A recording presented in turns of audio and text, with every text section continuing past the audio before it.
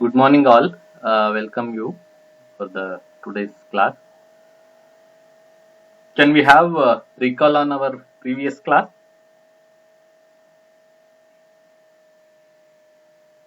Yes, sir. Let us start with English medium students. Triveni and Rubina and one Sir, more. before yesterday not join. Sir. Uh, Before yesterday not join in class. Sir. what about others? Rubina and what's her name? Preeti. Sir, I am also not attending the previous class.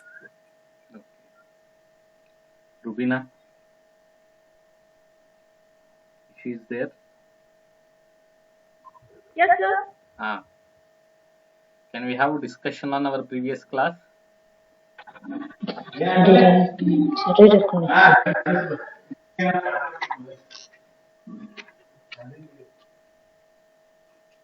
Rubina.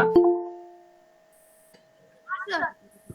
Can we have discussion? Sir, social group ವೃಂದಗತ ಸಮಾಜ ಕಾರ್ಯದಲ್ಲಿ ವೃತ್ತಿಪರತೆ ಬಗ್ಗೆ discuss ಮಾಡಿದ್ವಿ sir. What was that? Anjali, mute your meet.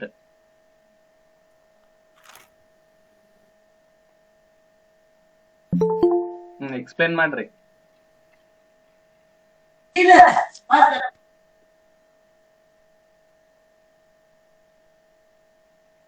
Fine. Any other Kannada medium students? Sir ಹೇಳ್ತೀವಿ. ಹೇಳ್ರಿ. 19ನೇ ಶತಮಾನದ ಉತ್ತರದೊಳಗ್ರಿ ಕೆಲವೊಂದು ಸಮಸ್ಯೆಗಳನ್ನ ಗುಂಪು ಸಮಾಜಕಾರ್ಯ ಎದುರಿಸ್ತದ್ರಿ. ಆ ಸಮಸ್ಯೆಗಳನ್ನ ಒಂದು ತೊಡೆ ಹಾಕಕ್ಕೆ ಹಲವಾರು ಸಮಸ್ಯೆಗಳು ಬಾಕಿ ಬರ್ತಾವ್ರಿ. ಆಮೇಲೆ 1920 ಮೇರಿ ರಿಚ್ಮಂಡ್ ಒಂದು ವೃಂದ ಜೊತೆಗೆ ಕೆಲಸ ಮಾಡ್ಬೇಕಂತ ಒಂದು ಪ್ರಾಮುಖ್ಯತೆನ ಅರ್ಥಕೊಳ್ತಾರ್ರಿ. ಅವಾಗ್ರಿ ಅವರು ಸಣ್ಣ ಗುಂಪುಗಳ ಮನೋವಿಜ್ಞಾನ ಮಹತ್ವ ಕುರಿತು ಅಧ್ಯಯನ ಮಾಡ್ತಾರ್ರಿ. ಅಂದ್ರೆ ವ್ಯಕ್ತಿಯನ್ನ ಮಾನಸಿಕವಾಗಿ ಹೆಂಗ ಮನೋವೈಜ್ಞಿಕವಾಗಿ ಯಾವ ರೀತಿ ಅವ್ರಿಗೆ ಅವ್ರೊಳಗೆ ಬದಲಾವಣೆ ಮಾಡಬಹುದು ಮತ್ತು ವ್ಯಕ್ತಿಯೊಳಗೆ ಮನೋವೈಜ್ಞಿಕವಾಗಿ ಅವನ ವರ್ತನೊಳಗೆ ಯಾವ ರೀತಿಯಾಗಿ ಬದಲಾವಣೆ ಮಾಡಬಹುದು ಒಂದು ಗುಂಪಿನೊಳಗೆ ಇದ್ದಾಗ ಅವರ ಇತರ ಪ್ರಭಾವದಿಂದ ಯಾವ ರೀತಿಯಾಗಿ ಬದಲಾವಣೆ ಹೊಂತಾನ ಅನ್ನೋ ಅಂಶಗಳ ಕುರಿತು ಅವರು ವಿಸ್ತೃತವಾಗಿ ಒಂದು ಪುಸ್ತಕ ಬರೀತಾರೆ. ಆ ಪುಸ್ತಕ ಹೆಸರು ಸಣ್ಣ ಗುಂಪುಗಳ ಮನೋವಿಜ್ಞಾನದ ಮಹತ್ವ ಅಂತ ಹೇಳ್ರಿ. Okay, good. ದೆನ್ ಬೇರೆ ಯಾರಾದ್ರೂ ನೆಕ್ಸ್ಟ್ ಪಾಯಿಂಟ್ ಇಂದ?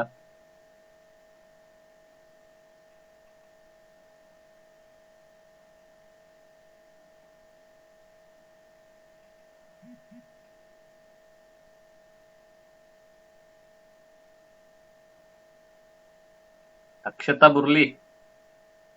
Yes, sir.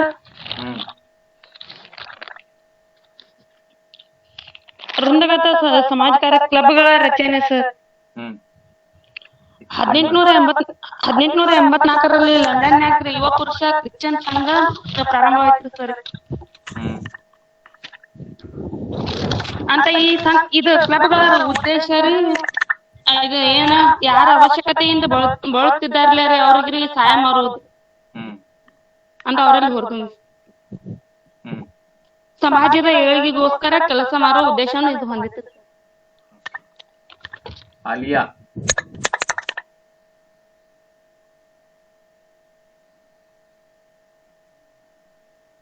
Alia Kausar. Sir ನಂಗೆ ಗೊತ್ತಿಲ್ಲ ಸರ್. ಅಂಜಲಿ ಭೂವಿ. ಸರ್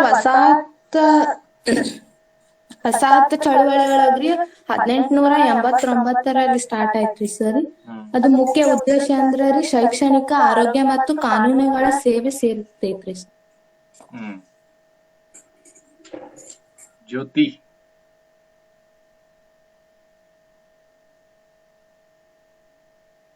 ಸರ್ ಆಟದ ಮೈದಾನ ಮತ್ತು ಮನೋರಂಜನಾ ಚಳವಳಿ ರೀ 1868ರಲ್ಲಿ ಬೋಸ್ಟನ್ ಅಲ್ಲಿ ಮೊದಲ ಚರ್ಚೆ ಇದು ನಡೀತ್ರಿ. ಆಟದ ಮೈದಾನದ ಚಳುವಳಿಯ ಪ್ರಾರಂಭವಾಗಿ ಅಲ್ರಿ ಚಿಕಾಗೋ ವಾಷಿಂಗ್ಟನ್ ಅವರ ಇದನ್ನ ಮಾಡ್ತಾರ್ರಿ, ಆಟಗಳಲ್ಲಿ ತೆರಿತಾರೆ ತಂಡದ ಆಟಗಳ. ಮದ್ದಮ್ಮ ಇದರಿ ಬೇಸಿಗೆ ಮದ್ದಮ್ಮ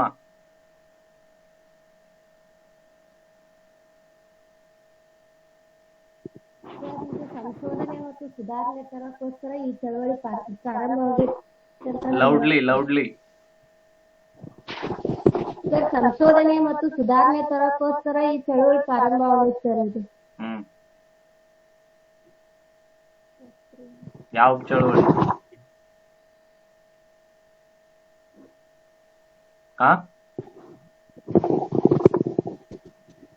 hello sir, sir Mohan Ganagapur ಯಾರಿದು? ಸರ್ ರೇಷ್ಮೆ ಇಂಗ್ಲಿಷ್ ರೀ. ಹೇಳ್ರಿ ಸರ್, ನನಗ್ ಗೊತ್ತಿಲ್ಲ ಗೊತ್ತಿತ್ತಾ? ಗೊತ್ತಿಲ್ಲ ಸರ್. ಪ್ರೀತಿ ಪತ್ತಾರ್.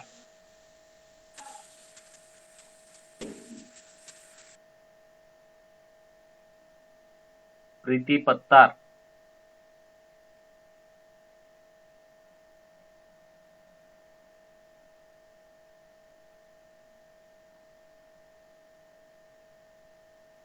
ಸುಹಾಸಿನಿ ಬಡ್ಗೇರ್. ಸರ್ ಪ್ರೀತಿ ಬಡಗೇರಿ, ಸುಹಾಸಿನಿ ಬಡಗೇರಿ.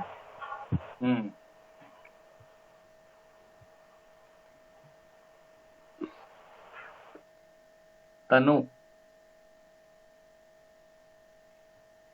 ಸರಿ. ಏನಾಗಿತ್ತು ಲಾಸ್ಟ್ ಕ್ಲಾಸ್ ಅಲ್ಲಿ?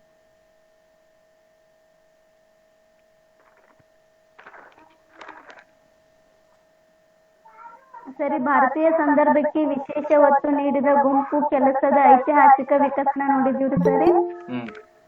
ಪ್ರಸ್ತಾವನೆ ಸರಿ. ಮತ್ತ ಅದರಲ್ಲಿನ ಸರಿ ನಾವು ಒಂದನೇದಾಗಿ ಕ್ಲಬ್ಗಳ ರಚನೆ, ವಸಾಹತುಗಳ ಚಳುವಳಿ, ಆಟದ ಮೈದಾನ ಮತ್ತು ಮನೋರಂಜನಾ ಚಳುವಳಿ, ಯುದ್ಧಗಳು ಮತ್ತು ನಂತರದ ದಿನಗಳು, ಸೈದ್ಧಾಂತಿಕ ಹಿನ್ನೆಲೆ ರೀ, ವೃತ್ತಿಗತ ಸಮಾಜದಲ್ಲಿ ವೃತ್ತಿಪರತೆ. ಸರಿ, ಇಷ್ಟು ನೋಡಿದೀವ್ರಿ. So in last class we have been discussed about the historical development of social group work in Western society. ಬೇರೆ ದೇಶಗಳಲ್ಲಿ ವೃಂದಗತ ಸಮಾಜ ಕಾರ್ಯ ಯಾವ ರೀತಿಯಾಗಿ ಬೆಳವಣಿಗೆ ಹೊಂದಿತ್ತು ಅಂತಕ್ಕಂಥದ್ರ ಬಗ್ಗೆ ನಾವು ಚರ್ಚೆ ಮಾಡಿದ್ವಿ. ಅದರಲ್ಲಿ ತನ್ನೋರು ಹೇಳ್ದಂಗೆ ಏನು ಬೇರೆ ಬೇರೆ ಹಂತಗಳಲ್ಲಿ ಅದರ ಬೆಳವಣಿಗೆಯ ಕುರಿತು ನಾವು ಚರ್ಚೆ ಮಾಡಿದ್ವಿ. ವರ್ಲ್ಡ್ ವಾರಿನ ಸಂದರ್ಭದಲ್ಲಿ ಆಗಿರಬಹುದು, ಮತ್ತೆ ವಸಾಹತು ಚಳುವಳಿಗಳ ಮುಖೇನ ಅದು ಯಾವ ರೀತಿಯಾಗಿ ಅಭಿವೃದ್ಧಿ ಆಯ್ತು ಅಂತಕ್ಕಂಥದ್ರ ಬಗ್ಗೆ, ಆಮೇಲೆ ರಿಕ್ರಿಯೇಷನಲ್ ಮೂವ್ಮೆಂಟ್ಸ್ ಗಳನ್ನ ಕ್ರಿಯೇಟ್ ಮಾಡೋದ್ರಿಂದ ಯಾವ ರೀತಿಯಾಗಿ ವೃಂದಗತ ಸಮಾಜ ಕಾರ್ಯವನ್ನ ಬೆಳಿಲಿಕ್ಕೆ ಒಂದು ಅವಕಾಶವನ್ನ ಮಾಡಿಕೊಡ್ಲಾಯ್ತು ಅಂತಕ್ಕಂಥದ್ರ ಬಗ್ಗೆ, ಆಮೇಲೆ ಏನು ಈ ಥೆರಾಟಿಕಲ್ ಬೇಸ್ ಅನ್ನ ಯಾವುದೇ ಒಂದು ಸಬ್ಜೆಕ್ಟ್ ಅನ್ನ ನಾವು ವೃತ್ತಿಪರತೆಯ ಒಂದು ಕಾಂಟೆಕ್ಸ್ಟ್ ಅಲ್ಲಿ, ಪರಿಕಲ್ಪನೆಯಲ್ಲಿ ಅದನ್ನ ಸೇರಿಸಲಿಕ್ಕೆ ಇಚ್ಛೆ ಪಡ್ತಾ ಇದ್ದೀವಿ ಅಂತಂದ್ರೆ there should be a theoretical perspective. So ಆ ಥೆರಾಟಿಕಲ್ ಬೇಸ್ ಅನ್ನ, ಪರ್ಸ್ಪೆಕ್ಟಿವ್ ಅನ್ನ ಅಧ್ಯಯನ ಮಾಡ್ಲಿಕ್ಕೆ ಪ್ರಾರಂಭ ಆಗ್ತದೆ. ಅದರ ಬೇಸಲ್ಲೇನೆ ಯಾವುದು ಈ ನಾವು ನಿನ್ನೆ ನೋಡಿದ್ವಲ್ಲ, small groups which has been classified by C.H. Cooley, ಪ್ರಾಥಮಿಕ ಮತ್ತು ಮಾಧ್ಯಮಿಕ ಗುಂಪುಗಳು ಅಂತ ಹೇಳಿ, ಸಣ್ಣ ಗುಂಪುಗಳು ಅಂತ ಹೇಳಿ ಏನೋ ಒಂದು ಸಿದ್ಧಾಂತವನ್ನ ಅವರು ರಚನೆ ಮಾಡ್ತಾರೆ. ಆ ಸಿದ್ಧಾಂತವೇ ವೃಂದಗತ ಸಮಾಜ ಕಾರ್ಯದ ಒಂದು ಸಿದ್ಧಾಂತದ ಅಡಿಪಾಯಕ್ಕೆ ಪ್ರಮುಖ ಕಾರಣೀಕರ್ತ ಆಗ್ತದೆ ಅಂತಕ್ಕಂಥದ್ದನ್ನ ನಾವು ನೋಡಿದ್ವಿ.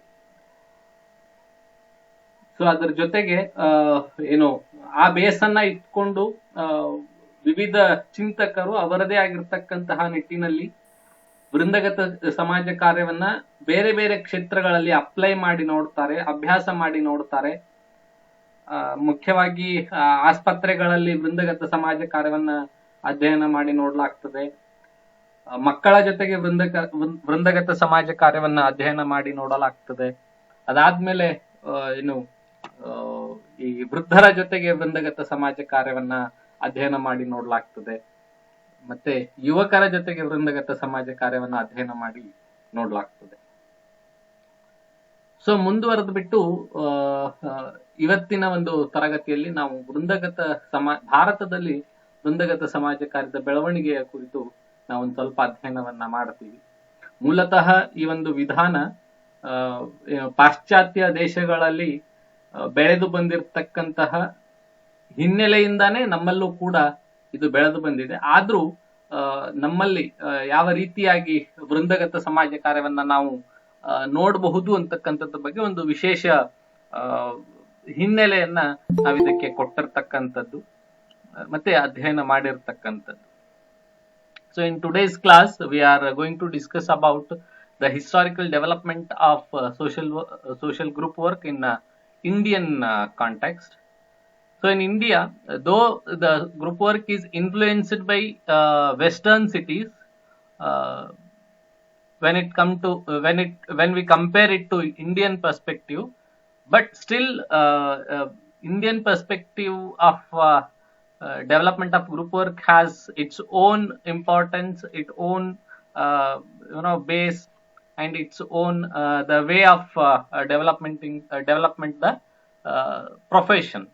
ತನ್ನದೇ ಆಗಿರ್ತಕ್ಕಂತಹ ಒಂದು ದಾರಿಯನ್ನ, ತನ್ನದೇ ಆಗಿರ್ತಕ್ಕಂಥ ಒಂದು ತಳಹದಿಯ ಆಧಾರದ ಮೇಲೆ ಇದು ಬೆಳೆದು ಬಂದಿರತಕ್ಕಂಥದ್ದು ನಾವು ನೋಡ್ತೀವಿ. So group work as a method of social work came to India with the introduction of professional social work education in 1936.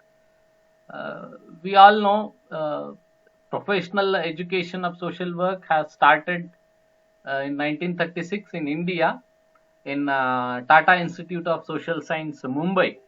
Sir Dorabji Tata Institute of Social Science, Mumbai. There the profession has established and Sir Dorabji was the main founder of for development of social work. So the person who was the promoter for social work was Mr. Clifford Manchett, which we have been studied in our previous semester. Clifford Manchett has brought a proposal in front of Dorabji, and Dorabji sir has accepted that proposal, and he allowed him to start a profession in his own institution. Likewise, the social work has a 6 method, and group work was one among those 6 methods. 1936ರಲ್ಲಿ ನಮ್ಮೆಲ್ಲರಿಗೂ ತಿಳಿದಂಗೆ ನಮ್ಮ ಭಾರತ ದೇಶದಲ್ಲಿ ಈ ವೃತ್ತಿಪರ ಸಮಾಜ ಕಾರ್ಯ ಅಂತಕ್ಕಂಥದ್ದು ಪ್ರಾರಂಭ ಆಗ್ತದೆ. ಇದಕ್ಕೆ ಮೂಲ ಬುನಾದಿ ಅಂತ ಬಂದಾಗ ಸರ್ ದೊರಾಬ್ಜಿ ಅವರ Tata institute of social science ಅಂತ ಏನು ಒಂದು ವಿಶ್ವವಿದ್ಯಾಲಯ ಇದೆ, ಆ ವಿಶ್ವವಿದ್ಯಾಲಯದಲ್ಲಿ ಇದನ್ನ ಪ್ರಾರಂಭ ಮಾಡಲಾಗ್ತದೆ. ಸೊ ಆ ಒಂದು ನಿಟ್ಟಿನಲ್ಲಿ ಈ ಒಂದು ವೃತ್ತಿಪರ ಸಮಾಜ ಕಾರ್ಯವನ್ನ ಅವರ ಅನುಮತಿಯನ್ನ ಪಡ್ಕೊಂಡು ಕ್ಲಿಫರ್ಡ್ ಮ್ಯಾನ್ಶರ್ಟ್ ಅವರು ಇದನ್ನ ಪ್ರಾರಂಭ ಮಾಡ್ತಾರೆ. ಸೊ ಯಾವಾಗ ಈ ವೃತ್ತಿ ಭಾರತಕ್ಕೆ ಬರ್ತದೆ ಅವಾಗ ಗ್ರೂಪ್ ವರ್ಕ್ ಕೂಡ ಒಂದು ಇದರ ಭಾಗವಾಗಿರ್ತದೆ. ಯಾಕಂತಂದ್ರೆ ಸಮಾಜ ಕಾರ್ಯಕ್ಕೆ ಅದರದೇ ಆಗಿರ್ತಕ್ಕಂಥ 6 ವಿಧಾನಗಳಿತ್ತು. ಆ 6 ವಿಧಾನಗಳಲ್ಲಿ ಪ್ರಾಥಮಿಕ ವಿಧಾನದಲ್ಲಿ ಇದು 2ನೆಯ ವಿಧಾನ ಆಗಿರೋದ್ರಿಂದ ಇದನ್ನ ಬಹಳ ವೃತ್ತಿಪರ ಅಧ್ಯಯನವಾಗಿ ಅಭ್ಯಸಿಸಲಿಕ್ಕೆ ಒಂದು ಉತ್ತಮ ವೇದಿಕೆಯನ್ನ ಟಾಟಾ ಇನ್ಸ್ಟಿಟ್ಯೂಟ್ ಇಂದ ದೊರೆಯುತ್ತದೆ ಅಂತಕ್ಕಂಥದ್ದು. But before 1936 the group work perspective was there in India too. 1936ಕ್ಕಿಂತಲೂ ಮುಂಚಿತವಾಗಿ ಈ ವೃಂದಗತ ಸಮಾಜ ಕಾರ್ಯದ ಒಂದು ಪರಿಕಲ್ಪನೆ ನಮ್ಮಲ್ಲೂ ಕೂಡ ಇತ್ತು. ಬಟ್ ಅದಕ್ಕೆ ನಾವು ಇದು ವೃಂದಗತ ಸಮಾಜ ಕಾರ್ಯ ಅಂತಕ್ಕಂತಹ ಒಂದು ತಿಳುವಳಿಕೆ ನಮಗಿರ್ಲಿಲ್ಲ. ಯಾಕಂತಂದ್ರೆ ನಮ್ಗೆ ಅದ್ರ ಬೇಸ್ ಇರ್ಲಿಲ್ಲ, ಆ ಒಂದು ಹಿನ್ನೆಲೆ ನಮ್ಗೆ ಯಾರಿಗೂ ಇರ್ಲಿಲ್ಲ. ಅದಕ್ಕೋಸ್ಕರ ನಾವು ಅದನ್ನ ವೃತ್ತಿಪರ ಅಂತ ಹೇಳಿ ಕನ್ಸಿಡರ್ ಮಾಡಲ್ಲ. ಸೊ ಮುಂದಿನ ದಿನಗಳಲ್ಲಿ 1936 ನಂತರ ಇದರ ಅಭ್ಯಾಸ ಏನು ಪ್ರಾರಂಭ ಆಯಿತು, ಆವಾಗ we realized that group work, whatever we did in previous days, that is the group work base ಅಂತ ಹೇಳಿ. Before, after 1936, when the professional social work has started and we started to implement social group work in the field, and we started to practice social group work, then we realized that whatever we did in previous days, it is a part of a group work. That we realized, and we started to practice. So even though there is evidence of group work approach being used in various contexts, in delivering charity services, imparting religious education through oral tradition, in mobilizing people for a freedom struggle against the British, in social reform strategies, as in the Sarvodaya and Bhudan movement. ಈ ಗುಂಪು ವಿಧಾನವನ್ನ ನಾವು ವಿವಿಧ ಸಂದರ್ಭಗಳಲ್ಲಿ ಬಳಸಿರ್ತಕ್ಕಂಥ ಪುರಾವೆಗಳು ನಮ್ಮಲ್ಲಿ ಇದಾವೆ. ಅದರಲ್ಲಿ ಮುಖ್ಯವಾಗಿ ದತ್ತಿ ಸೇವೆಗಳನ್ನ, ಏನು ದಾನ ಧರ್ಮದ ಒಂದು ದೃಷ್ಟಿಕೋನದಲ್ಲಿ ದತ್ತಿ ಸೇವೆಗಳೇನು ನಡೀತಾ ಇತ್ತು ಧಾರ್ಮಿಕ ಒಂದು ಚೌಕಟ್ಟಿನಲ್ಲಿ, ಆ ಎಲ್ಲ ದತ್ತಿ ಸೇವೆಗಳು ವೃಂದಗತ ಸಮಾಜ ಕಾರ್ಯಕ್ಕೆ ಒಂದು ಉದಾಹರಣೆ ಅಂತ ಹೇಳಿ ನಾವು ಹೇಳ್ಬೋದು. ಮುಂದುವರೆದು ಈ ಏನು ಮೌಖಿಕ ಸಂಪ್ರದಾಯದ ಮೂಲಕ ಧಾರ್ಮಿಕ ಶಿಕ್ಷಣವನ್ನು ನೀಡುವಲ್ಲಿ, ಏನು ಹಿಂದೆ ಗುರುಕುಲದ ಪದ್ಧತಿ ಇತ್ತು, ಆ ಗುರುಕುಲದ ಪದ್ಧತಿಯಲ್ಲಿ ಈ ಒಂದು ಧಾರ್ಮಿಕ ಶಿಕ್ಷಣ ಏನಿತ್ತು ಅದನ್ನ ನಾವು ಗುಂಪು ವಿಧಾನ ಅಂತ ಹೇಳಿ ಬಳಕೆ ಮಾಡಬಹುದು. ಅದರ ನಂತರ ಈ ಬ್ರಿಟಿಷರ ವಿರುದ್ಧ ಹೋರಾಟ ಮಾಡಲಿಕ್ಕೆ ಸ್ವಾತಂತ್ರ್ಯದ ಒಂದು ಗುಂಪನ್ನ ಕಟ್ಟಬೇಕಾಗಿತ್ತು, ಆ ಜನರನ್ನ ಸಜ್ಜುಗೊಳಿಸಬೇಕಾಗಿತ್ತು. ಅದಕ್ಕೂ ಕೂಡ ನಾವು ವೃಂದಗತ ಸಮಾಜ ಕಾರ್ಯದ ಒಂದು ಬಣ್ಣವನ್ನ ಹಚ್ಚಬಹುದು ಅಂತಕ್ಕಂಥದ್ದು. ಅದರ ಜೊತೆಗೆ ನಮ್ಮಲ್ಲಿ ಹಲವಾರು ಸಾಮಾಜಿಕ ಸುಧಾರಣಾ ಚಳುವಳಿಗಳು ನಡೆದು ಹೋಗ್ತವೆ. ಸರ್ವೋದಯ ಆಗಿರ್ಬೋದು, ಭೂದಾನ್ ಮೂವ್ಮೆಂಟ್ ಆಗಿರ್ಬೋದು, ಚಳುವಳಿ ಆಗಿರ್ಬೋದು, ಇವೆಲ್ಲವುಗಳು ಕೂಡ ವೃಂದಗತ ಒಂದು ಚಿತ್ರಣವನ್ನೇ ಹೊಂದಿರ್ತಕ್ಕ. ಯಾಕಂತಂದ್ರೆ ಅದು ಯಾರೋ ಒಬ್ರೊಬ್ರೆ ಕೂಡಿ ಮಾಡಿರ್ತಕ್ಕಂಥದ್ದಲ್ಲ, ಗುಂಪಿನಲ್ಲಿ ಕೂಡ್ಕೊಂಡ್ಬಿಟ್ಟು ಹಲವಾರು ಜನರು ಅದನ್ನ ಏನು ಇಂಪ್ಲಿಮೆಂಟ್ ಮಾಡಿರ್ತಕ್ಕಂಥದ್ದನ್ನ ನಾವು ನೋಡ್ತೀವಿ.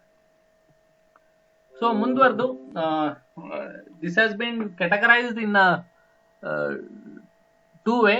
The one is the development of group work in a pre-independent India, and the another one is the development of group work in after independent India.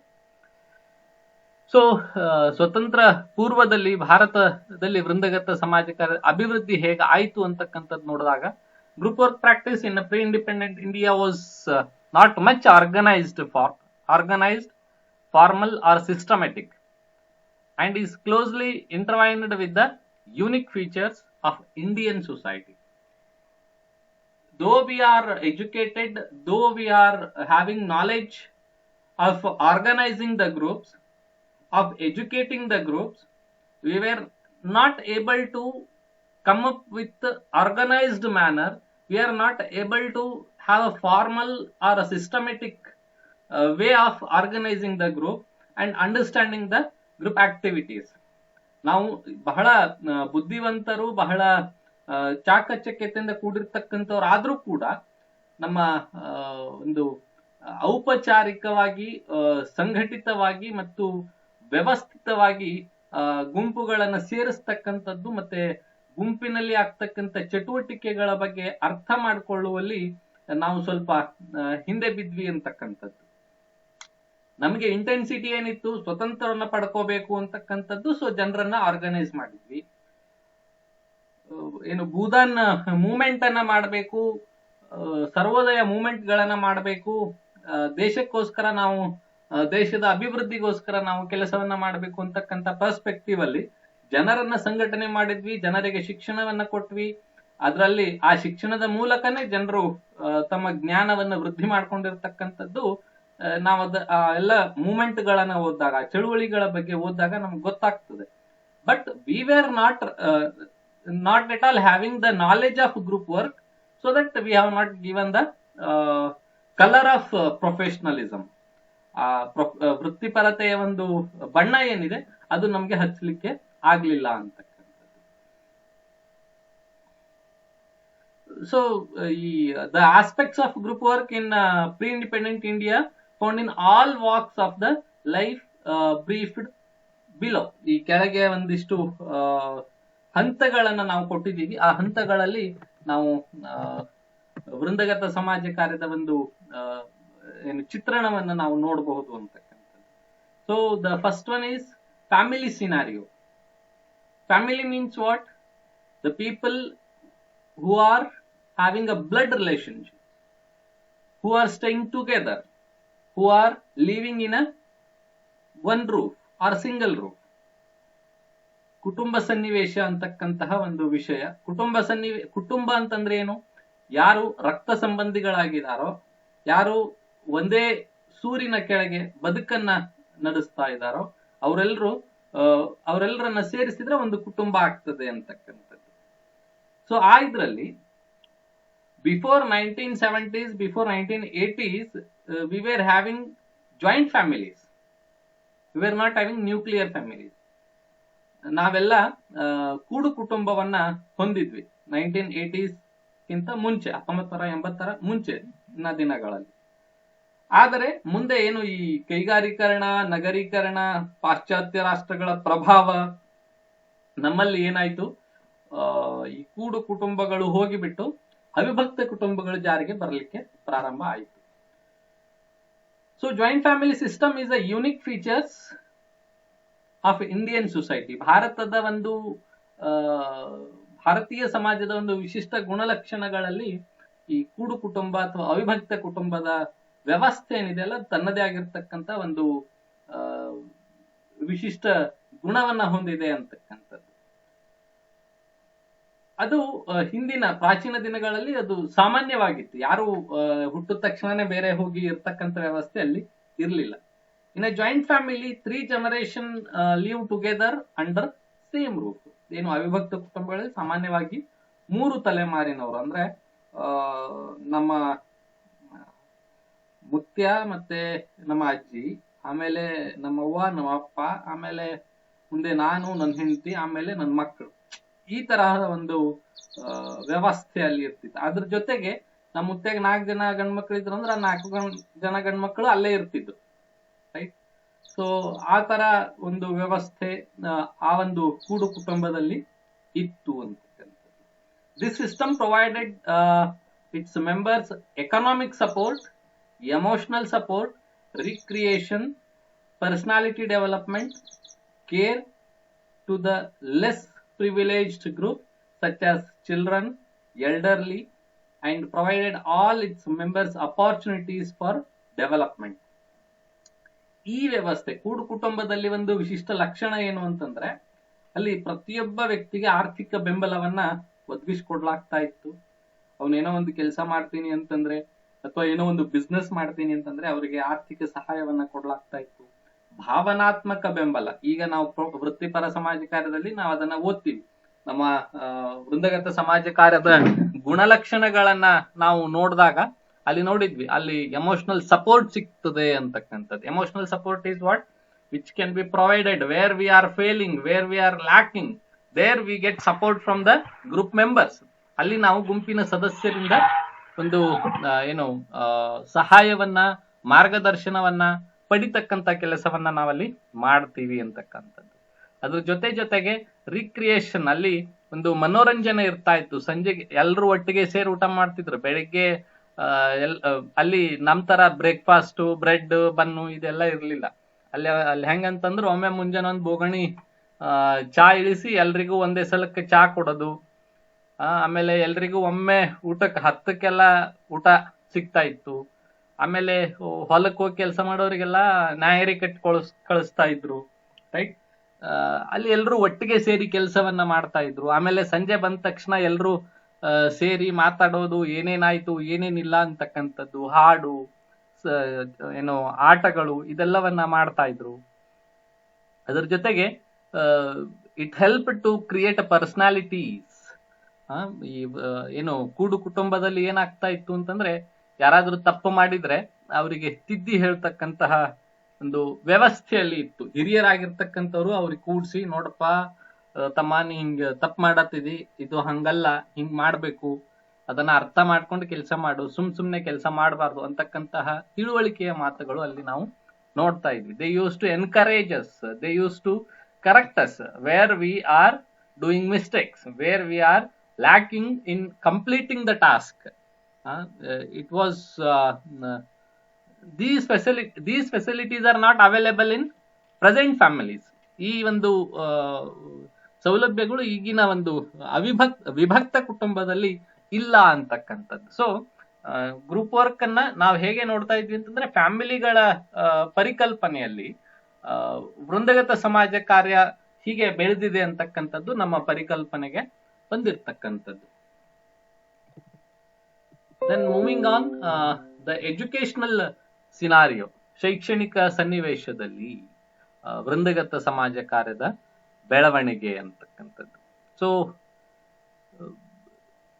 The group work itself having a function of building knowledge among the group members. ಏನು ಗುಂಪಿನ ಸದಸ್ಯರಲ್ಲಿ ಜ್ಞಾನವನ್ನ ವೃದ್ಧಿ ಮಾಡುವುದು. C, creating a group and providing them education is a kind of awareness activity. When we call it as awareness activity, then it is called a group activity. There they learn by observing other group members. ಅಲ್ಲಿ ಅವರು ಒಂದು ಗುಂಪನ್ನ ಸೇರಿಸಿ, ನೀವು ಅಲ್ಲಿ ಒಂದು ನಿರ್ದಿಷ್ಟವಾದ ವಿಷಯಕ್ಕೆ ಸಂಬಂಧಪಟ್ಟಂತೆ ಆ ಮಕ್ಕಳಿಗೆ ಶಿಕ್ಷಣವನ್ನ ಕೊಡ್ಲಿಕ್ಕೆ ಪ್ರಾರಂಭ ಮಾಡಿದ್ರಿ ಅಂತಂದ್ರೆ, ಅಲ್ಲಿ ತಿಳ್ಕೊಳ್ಳೋರು ನೇರವಾಗಿ ನಾನೇನ್ ಹೇಳ್ತೀನೋ ಅದನ್ನೇ ತಿಳ್ಕೊಳ್ತಾರೆ. ಈಗ ನಾನು ಹೇಳಿರೋದು ಕೆಲವೊಬ್ಬರಿಗೆ ಅರ್ಥ ಆಗಲ್ಲ. ಅವಾಗ what you do, you ask somebody in your group. ನಿಮ್ಮ ಗುಂಪಿನಲ್ಲಿ ಇರ್ತಕ್ಕಂತಹ ಬುದ್ಧಿಜೀವಿಗಳಿಗೆ ನೀವು ಕೇಳಲಿಕ್ಕೆ ಪ್ರಯತ್ನವನ್ನ ಪಡ್ತೀರಿ. ಯಾರಾದ್ರೂ ನಿಮಗೆ ತಿಳಿಸಿ ಹೇಳೋರು ಇದ್ರು ಅಂತಂದ್ರೆ, ಅಲ್ಲಿ ಯಾರೋ ಕಲ್ಲಮ್ಮಕ್ಕೋ ಶಾಂತಮ್ಮಕ್ಕೋ ಯಾರ ಇರಬಹುದು, ಅವ್ರಿಗೆ ಹೋಗಿ ಕೇಳ್ತೀರಿ ನೀವು, ಇಲ್ಲವಾ ಕಲ್ಲಮ್ಮಕ್ಕ, ನನಗೆ ಮಾಸ್ತರ್ ಏನ್ ಹೇಳಲ್ಲ, ಅರ್ಥ ಆಗಿಲ್ಲ, ಸ್ವಲ್ಪ ನೀ ಹೇಳ ನನಗೆ ಅಂತಕ್ಕಂಥದ್ದು. Right? So we help each other. ಆ ಒಂದು ಕಾಂಟೆಕ್ಸ್ಟ್ ಅಲ್ಲಿ ಇರ್ತದೆ ಅಂತಕ್ಕಂಥದ್ದು, ಇತ್ತು ಅಂತಕ್ಕಂಥದ್ದು. So in that sense, the ancient Gurukula system can be equated as a form of group work. ಆ ಒಂದು ಅರ್ಥದಲ್ಲಿ ಪ್ರಾಚೀನ ಗುರುಕುಲ ವ್ಯವಸ್ಥೆಯನ್ನ ನಾವು ವೃಂದಗತ ಕಾರ್ಯದ ಒಂದು ರೂಪ ಅಂತ ಹೇಳಿ ಸಮೀಕರಣ ಮಾಡಲಿಕ್ಕೆ ಸಾಧ್ಯ ಆಗ್ತದೆ ಅಂತಕ್ಕಂಥದ್ದು. ಸಿ, ಆ ಒಂದು ಗುರುಕುಲ ಪದ್ಧತಿಯಲ್ಲಿ ಏನಿತ್ತು ಅಂತಂದ್ರೆ, ಒಂದು ಇಷ್ಟು ಜನ ಮಕ್ಕಳು ಆ ಒಂದು ಗುರುಕುಲದಲ್ಲಿ ಅಡ್ಮಿಷನ್ ಅನ್ನ ತಗೋಬೇಕು, ಆ ಗುರು ಏನು ಹೇಳಿ ಕೊಡ್ತಾನೆ ಆ ಒಂದು ಅಂಶಗಳನ್ನ ಕಲೀಲಿಕ್ಕೆ ಅವರಿಗೆ ಅವಕಾಶ ಇತ್ತು ಅಂತಕ್ಕಂಥದ್ದು. Under this system, a teacher possesses the qualities peaceful, self-control, discipline, purity, tolerance, honesty, knowledge, wisdom and religiousness.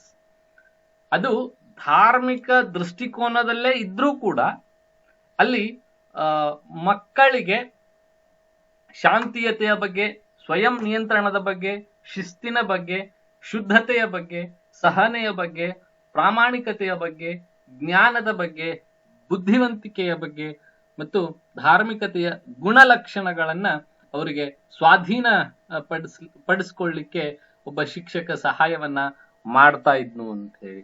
And there was a proper motivation. ಅಲ್ಲಿ ಏನಿತ್ತು ಅಂತಂದ್ರೆ, ಒಂದು ಈ ಗುರಿಯನ್ನ ಸಾಧಿಸಲಿಕ್ಕೆ ಸರಿಯಾದ ಪ್ರೇರಣೆಯನ್ನ ಒಬ್ಬ ಶಿಕ್ಷಕ ಕೊಡ್ತಾ ಇದ್ದ. ಅದ್ರ ಜೊತೆಗೆ ಪ್ರಾಪರ್ ಡಿಸ್ಪೋಸಿಷನ್ಸ್, ಅಲ್ಲಿ ನಿಲುವುಗಳನ್ನ ತೆಗೆದುಕೊಳ್ಳಿಕ್ಕೆ, ನಿರ್ಧಾರಗಳನ್ನ ತೆಗೆದುಕೊಳ್ಳಿಕ್ಕೆ ಡಿಸಿಷನ್ ಮೇಕಿಂಗ್ ಕೆಪಾಸಿಟಿಯನ್ನ ಹೊಂದಲಿಕ್ಕೆ ಶಿಕ್ಷಕರು ಅವರಿಗೆ ಸಹಾಯವನ್ನ ಮಾಡ್ತಾ ಇದ್ರು ಅಂತಕ್ಕಂಥದ್ದು. And these all activities were done in a natural qualifications. ಈ ಎಲ್ಲ ಅಂಶಗಳು ಇವಾಗಿನಂಗೇನು ಈಗ ನಾವು ಒಂದು ಲ್ಯಾಪ್ಟಾಪ್ ಅನ್ನ ಇಟ್ಕೊಂಡು ನೀವು ನಿಮ್ ಮನೆಯಲ್ಲಿ ಮೊಬೈಲ್ ಅನ್ನ ಆನ್ ಮಾಡಿಟ್ಟು ಅದನ್ನ ಮ್ಯೂಟ್ ಮಾಡಿ ನಿಮ್ ಕೆಲಸಗಳನ್ನ ನೀವು ಮಾಡ್ಕೊಂಡು ಸುಮ್ನೆ ಇಲ್ಲಿ ಟೀಚರ್ ಏನೋ ಹೇಳ್ತಾ ಇರ್ತಾರೆ ಅದನ್ನ ಕೇಳ್ತಾ ಸುಮ್ನೆ ಕೂತಿರ್ತೀರಿ, ರೈಟ್? ಅವಾಗೆಲ್ಲ ಈ ವ್ಯವಸ್ಥೆ ಇರ್ಲಿಲ್ಲ. ಅಲ್ಲಿ ಕಂಪಲ್ಸರಿಯಾಗಿ ಮುಖಾಮುಖಿಯಾಗಿ ಕೂತ್ಕೊಂಡು ಶಿಕ್ಷಣವನ್ನ ಕೇಳಲೇಬೇಕು ಅಂತಕ್ಕಂಥದ್ದು. ಸೊ ಆ ನಿಟ್ಟಿನಲ್ಲಿ ಆ ಒಂದು ಎಜುಕೇಶನ್ ಸಿನಾರಿಯೋದಲ್ಲಿ ಗುರುಕುಲ ವ್ಯವಸ್ಥೆ ತನ್ನದೇ ಆಗಿರ್ತಕ್ಕಂತಹ ಅಗಾಧವಾದ ಕೆಲಸವನ್ನ ಮಾಡಿದೆ ಅಂತಕ್ಕಂಥದ್ದು. ಸೊ ಮುಂದುವರೆದು the contemporary group work is restricted to a group of people who are share same need or problem or has a same objective. ಈ ಸಮಕಾಲೀನ ಗುಂಪು ಕೆಲಸ ಏನಿದೆ ಅಲ್ಲ, ಇದು ಒಂದೇ ಅಗತ್ಯ ಅಥವಾ ಸಮಸ್ಯೆಯನ್ನ ಹಂಚಿಕೊಳ್ಳುವ ಅಥವಾ ಒಂದೇ ಉದ್ದೇಶವನ್ನ ಹೊಂದಿರುವ ಜನರ ಗುಂಪಿಗೆ ಅದು ನಿರ್ಬಂಧಿಸಲಾಗಿದೆ ಅಂತಕ್ಕಂಥದ್ದು. ಅಂದ್ರೆ the one who is having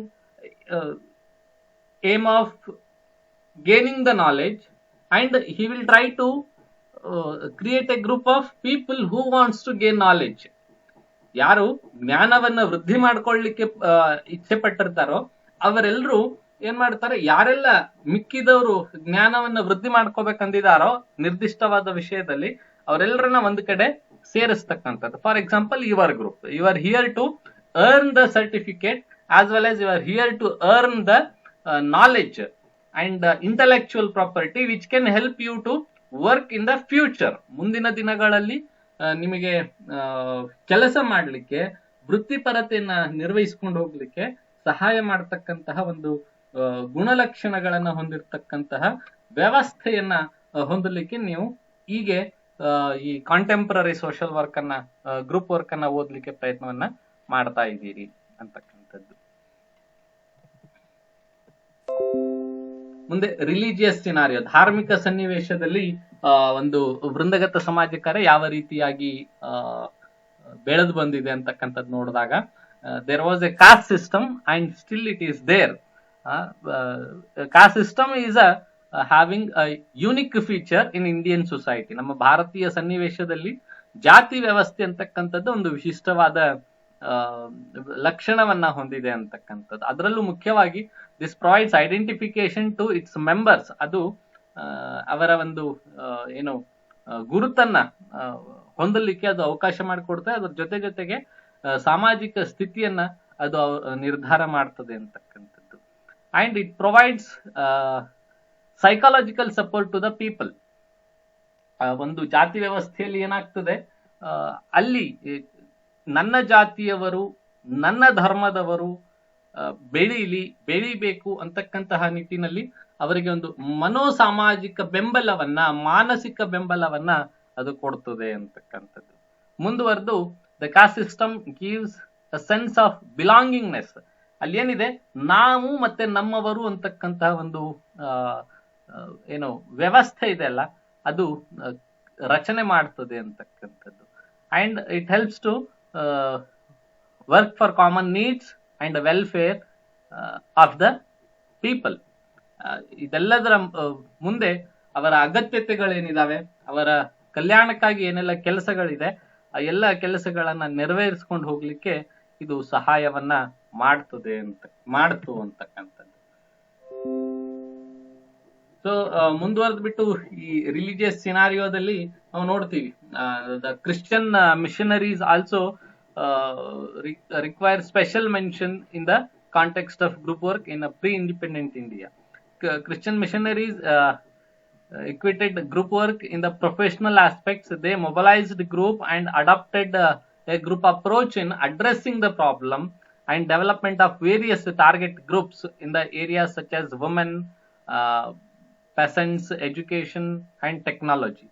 ಈ ಏನು ಕ್ರಿಶ್ಚಿಯನ್ ಮಿಷನರಿಗಳು, ಈಗ ನಾವು ಹೇಳ್ತೀವಿ, ಫಾರ್ ಎಕ್ಸಾಂಪಲ್ ನೀವು ಗ್ರೂಪ್ ವಿಸಿಟಿಗೆ ಹೋಗಿದ್ರಿ ಅನ್ಕೋತೀನಿ, ಮೇ ಬಿ ನಾನು CNFE ಅಂತ ಹೇಳಿ.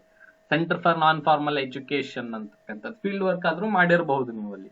So it is a Christian mission. ಅವ್ರು ಏನ್ ಮಾಡ್ತಿದ್ದಾರೆ, ಯಾರು ಅನ್ಯಾಯಕ್ಕೆ ಒಳಗಾಗಿದ್ದಾರೆ, ಯಾರು ತುಳಿತಕ್ಕೆ ಒಳಗಾಗಿದ್ದಾರೆ, ಯಾರು ಮೋಸ ಮತ್ತು ವಂಚನೆಗೆ ಒಳಗಾಗಿದ್ದಾರೆ ಅಂತಹ ಜನರನ್ನ ಗುರುತಿಸುವುದರ ಜೊತೆಗೆ ಅವರನ್ನ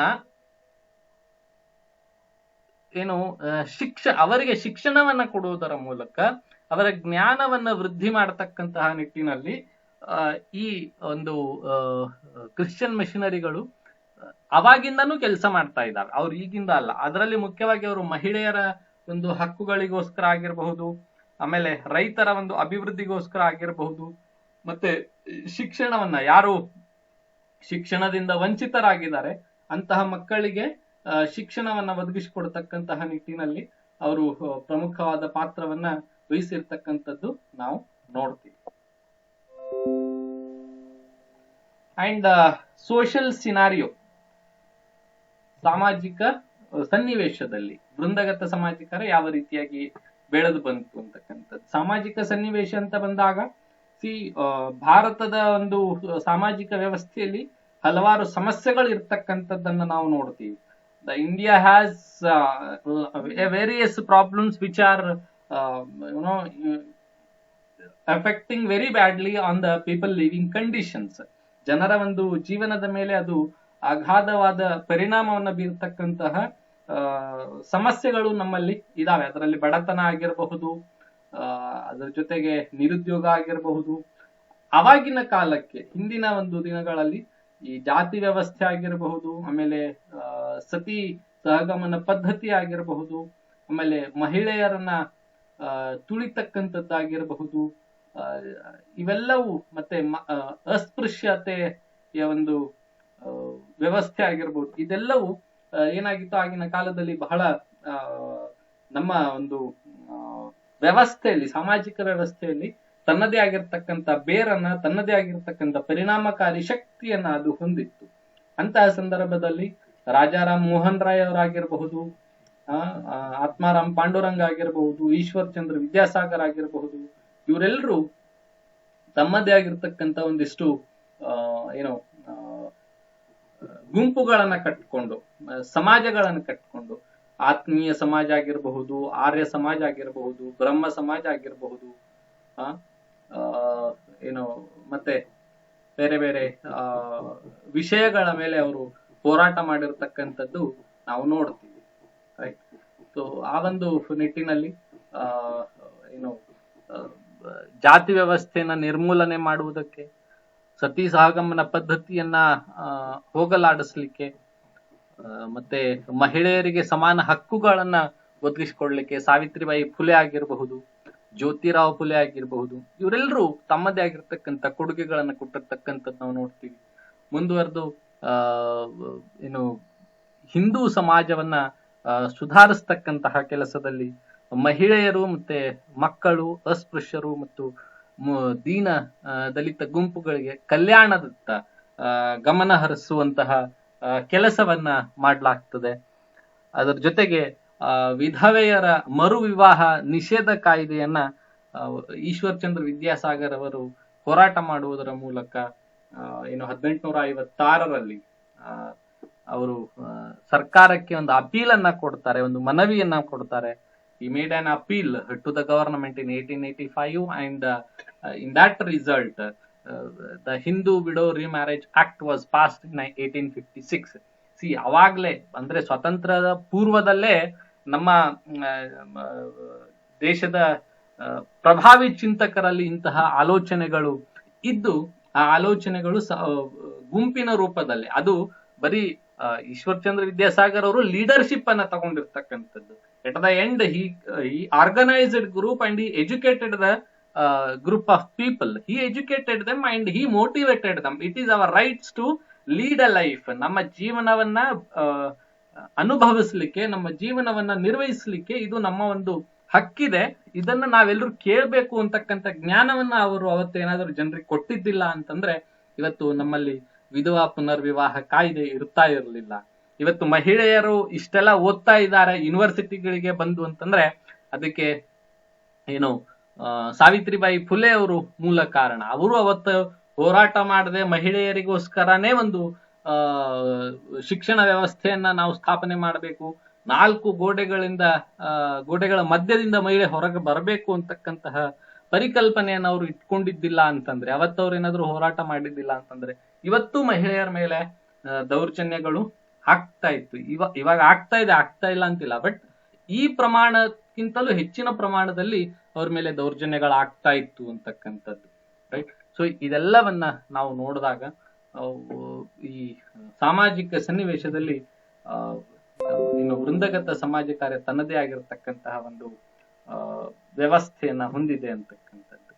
so development of group work in independent India, ಏನೋ ಈ ಸ್ವತಂತ್ರ ನಂತರದಲ್ಲಿ ವೃಂದಗತ ಸಮಾಜ ಕಾರ್ಯದ ಅಭಿವೃದ್ಧಿಯನ್ನ ನಾವು ನೋಡಿದಾಗ, as I mentioned in introduction, in 1936 social work started with the establishment of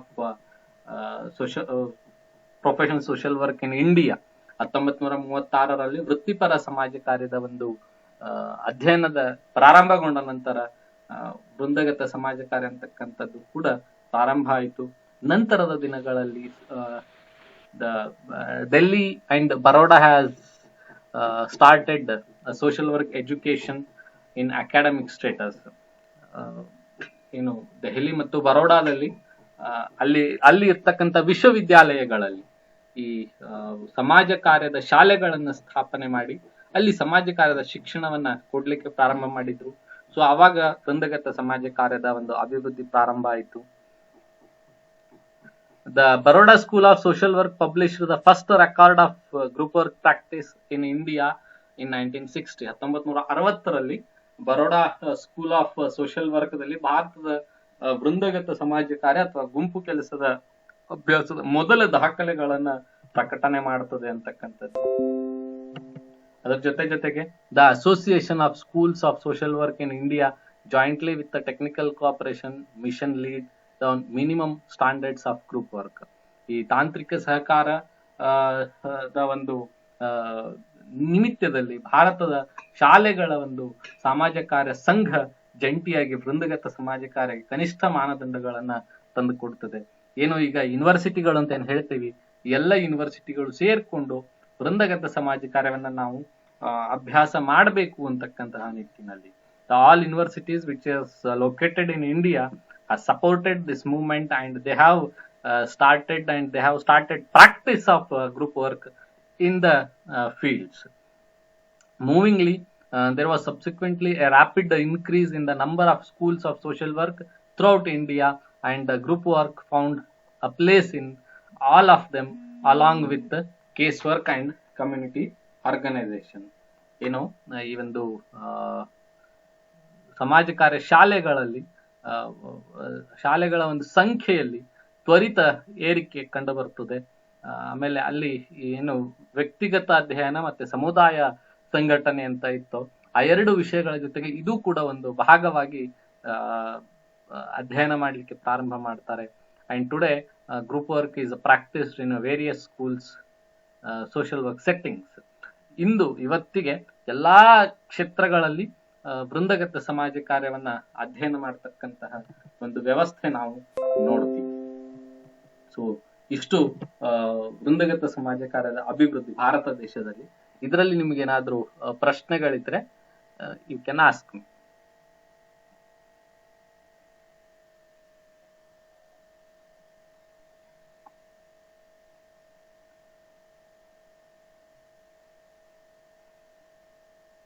ಏನಾದ್ರು ಪ್ರಶ್ನೆಗಳಿದಾವ? No sir. Okay then, if you don't have questions, we will meet in next class. Thank you. Okay sir, thank you.